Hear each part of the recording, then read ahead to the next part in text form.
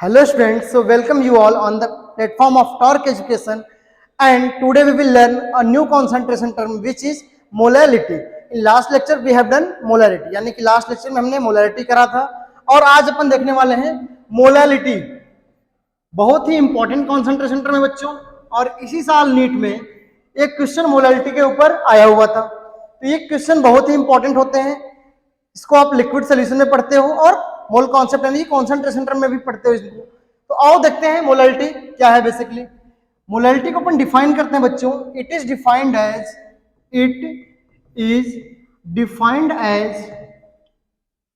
As number of moles. It is defined as number of moles of solute present in 1 kg solvent. क्या बोलूं, कितने salute के मोल। Salute कौन सा component होता है सोल्यूशन के अंदर, जो कम अमाउंट में होता है, एंड सॉल्वेंट क्या होता है बोलो, ज्यादा।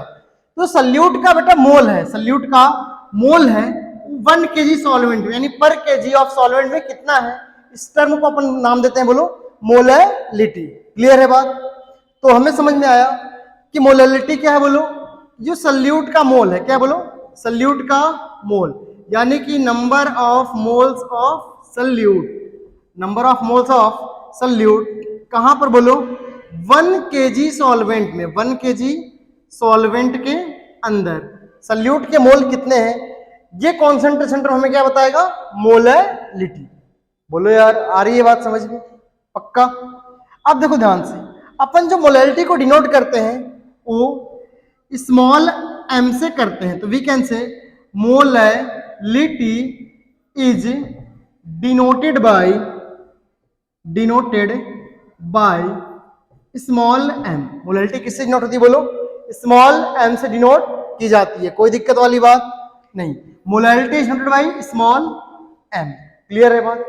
बात करें अपन मोलैलिटी के यूनिट के, unit of molality, unit of molality की। तो यहां देखो हमने मोलैलिटी को क्या लिखा था बोलो, मोलैलिटी को हमने लिखा था कि number of moles of solute in 1 kg of solvent. तो आप चाहो तो मोलैलिटी को ऐसे भी लिख सकते हो, you can write molality as number of moles of solute divided by mass of solvent in kilogram. Clear है बात? यानी कि जो number of moles of solute divide by mass of solvent in kilogram. अब एक बात बताओ मेरे को, इसकी यूनिट कहां से लाएंगे अपन? तो ये यूनिट किसकी आएगी बोलो, ये यूनिट होगी, ऊपर कौन है, मोल, तो मोल की यूनिट, और नीचे कौन है बोलो, मास, और मास की यूनिट क्या होती है, केजी। तो जो यूनिट ले आएंगे अपन मोलैलिटी की, वो क्या होगी बोलो, number of moles of solute. तो ऊपर क्या आ गया बोलो, मोल, और नीचे क्या बोलो, mass of solvent in KG, mass of solvent in kg. तो unit of molality will be mole per kg, mole per KG. इसको और क्या लिख सकते हैं बोलो, मोल केजी इनवर्स, मोल केजी इनवर्स, या फिर इसको मोल पर केजी ऐसे भी आप लिख सकते हो। कोई दिक्कत वाली बात नहीं। आ रही है बात समझ? तो unit of molality is mole per KG, कोई डाउट वाली बात नहीं। अब बेटे एक बात ध्यान देंगे और अपन कि जो मोलैलिटी है, क्या बोलो, मोलैलिटी, मोलैलिटी ये क्या बोलो, टेम्परेचर इंडिपेंडेंट, क्या बोलो, टेम्परेचर इंडिपेंडेंट कॉन्सेंट्रेशन टर्म। क्या है बोलो, टेम्परेचर इंडिपेंडेंट कॉन्सेंट्रेशन टर्म। यानी कि जो मोलैलिटी है ये टेम्परेचर चेंज से अफेक्ट नहीं होती है। बोले यार, आ रही है बात समझ में? यानी मोलैलिटी को आप कॉन्सेंट्रेशन टर्म ऐसा है ये जिसको अपन चेंज नहीं कर सकते टेम्परेचर चेंज करने से। इसीलिए बेटा आपने कई बार सुना होगा, एक सवाल बहुत ही प्यारा है बोर्ड का ना, बोर्ड वाले अक्सर पूछा करते हैं इस सवाल को, फर्जी सा सवाल है, why molality is preferred over molarity for expressing the concentration of a solution। क्यों अपन मोलालिटी को प्रेफर करते हैं? मोलालिटी का तो उसका आंसर तुम्हें मिल गया होगा कि टेम्परेचर क्या बोलो, इंडिपेंडेंट, टेम्परेचर इंडिपेंडेंट, यानी टेम्परेचर पे इसका कोई रोल प्ले नहीं होता, यानी कि तुम्हारा मोलालिटी चेंज नहीं होगा बाय चेंजिंग द टेम्परेचर। बोलो यार, तो ये टेम्परेचर बेटा क्या है? इंडिपेंडेंट। क्या बोलो? इंडिपेंडेंट। ऐसा क्यों है सर? मैंने कहा मोलालिटी में ध्यान से देखो बेटा, इधर ऊपर क्या बोलो? मोल। क्या बोलो? मोल। मोल को अपन रिलेट कर सकते हैं मास से, क्लियर है बात? और इधर क्या बोलो? KG. KG is also unit of mass, ऐसा यूनिट ऑफ मास। बोले यार, तो अब जब दोनों मास के टर्म हैं, यू कैन से कि मास के टर्म टेम्परेचर पे डिपेंड नहीं करते, यानी तुम्हारा मास अगर तुम राजस्थान में हो तो भी उतना ही होगा, शिमला में हो तो भी उतना होगा, जम्मू कश्मीर में हो तो भी उतना हो, और यूपी में हो तो भी उतना हो। मास टेम्परेचर पे डिपेंड नहीं करता। तो बेटा जब मास टेम्परेचर पे डिपेंड नहीं करता तो मोलालिटी वाले कॉन्सेंट्रेशन टर्म में सारे मास के टर्म यूज हुए हैं, और they will not depend on concentration. और जब कॉन्सेंट्रेशन पे डिपेंड नहीं करेंगे तो मोलालिटी कॉन्सेंट्रेशन पे डिपेंड नहीं करेगी, और जब मोलालिटी कॉन्सेंट्रेशन पे डिपेंड नहीं करेगी तो that's why molality is preferred, क्योंकि ये टेम्परेचर चेंज होने के हिसाब से जो है कि चेंज नहीं होती। तो मोलालिटी जो है कि टेम्परेचर पे डिपेंड कर ही नहीं रही है आपकी। बोले हो यार, तो आगे चला जाए अपन और कुछ सवाल किया जाए मोलालिटी के ऊपर। तो हमें क्या सीखने को मिला बच्चों आज के लेक्चर में? बोलो जल्दी से। मोलालिटी क्या बोलो? Number of moles of solute present in KG of solvent. दूसरी बात, मोलारिटी को डिनोट किससे करते हैं? बोलो स्मॉल एम से। किससे? बोलो स्मॉल एम से। मोलारिटी को कैसे किया करते थे? याद है तुम लोगों को? मोलारिटी कैसे डिनोट हुआ करती थी? बोलो कैपिटल एम। कैसे? बोलो कैपिटल एम। ठीक, ये molarity small M. And molarity होती क्या? Number of moles of solute upon mass of solvent in KG. Mass of solvent in KG. And आगे अगर अपन देखें तो इसकी यूनिट देखा हमने, क्या था? बोलो मोल पर केजी, यानी मोल पर केजी यूनिट है किसकी? मोलालिटी की। मोलालिटी को प्रीफर क्यों करते हैं मोलारिटी के ऊपर? यानी कॉन्सेंट्रेशन टर्म जब मेजर करते हैं, एक्सप्रेस करते हैं, तो अपन मोलारिटी को ध्यान नहीं देते, यानी कि उसको क्या करते हैं? प्रियोरिटी कम देते हैं, लेकिन मोलालिटी को प्रेफरेंस ज्यादा। हायर प्रियोरिटी क्यों मोलालिटी को? उसका ये मैंने बताया कि ये टेम्परेचर पर डिपेंड नहीं करता है, तो ये क्या हो गया? Temperature independent. आई बात समझ में?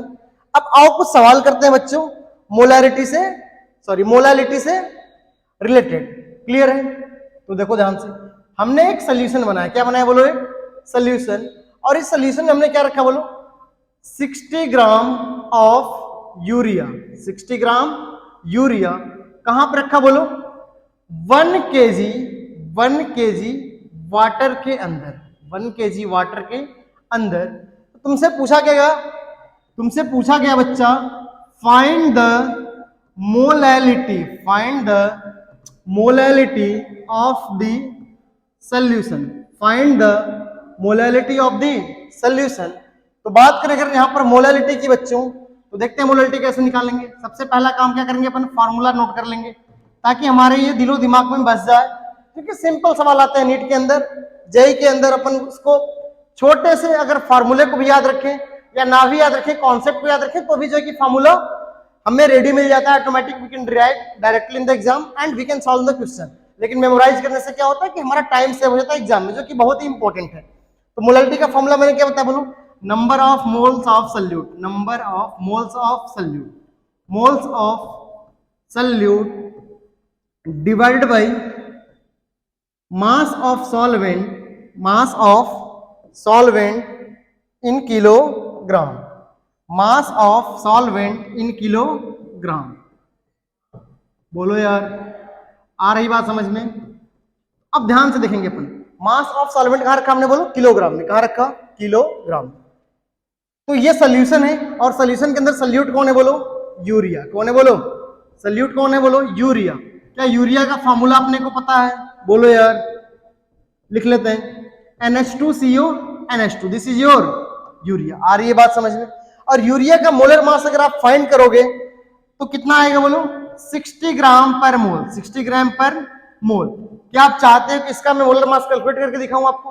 बिल्कुल, आओ देख लेते हैं। नाइट्रोजन का मास बोलो 1 मोल का 14 ग्राम प्लस 2 हाइड्रोजन 2 ग्राम, एक कार्बन 12 ग्राम, एक ऑक्सीजन 16 ग्राम, फिर से 1 nitrogen 14 gram, then 2 hydrogen.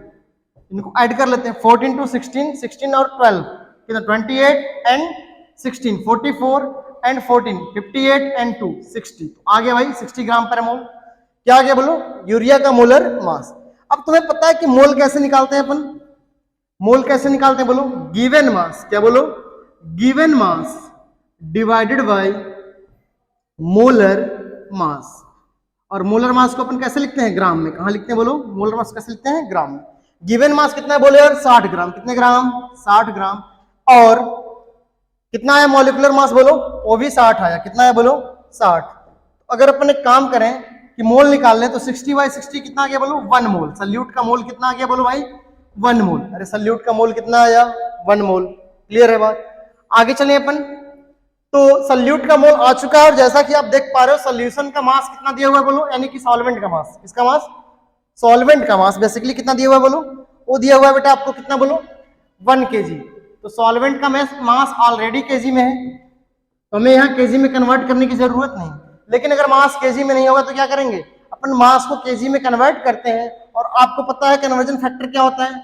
1 kg equal to क्या होता है बोलो? 1000 ग्राम। तो जो भी मास किसमें दिया होगा आपको? ग्राम में दिया होगा, उसको 1000 से डिवाइड करके आप उसको कहां कन्वर्ट करोगे? केजी में करोगे। अभी अगर अपन आगे एक सवाल कर लेंगे खुद ही, ठीक है? तो इधर आ जाओ। मोलालिटी हमें निकालनी थी। क्या होता है? Number of moles of solute. Number of moles of solute divided by mass of solvent in KG. Mass of solvent in kilogram.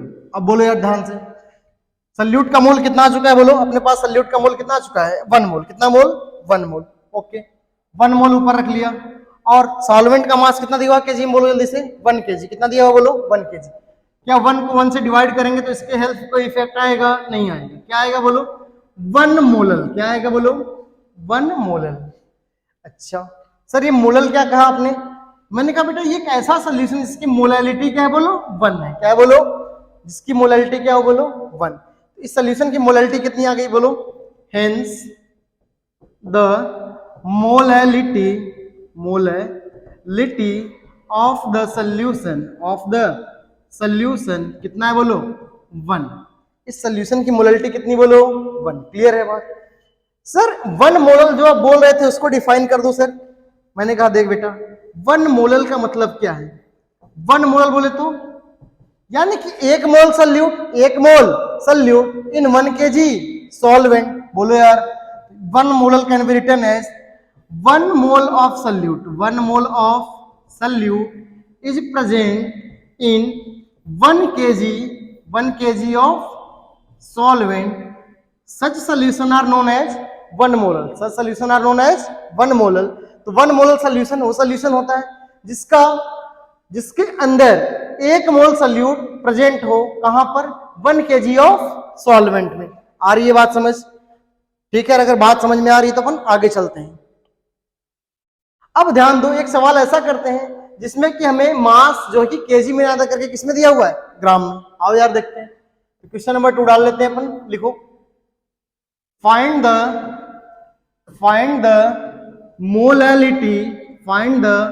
Molality of the solution if 23 gram of ethyl alcohol का formula आप लोग जानते हो कि बच्चों C2H5OH is present in 750 gram of water.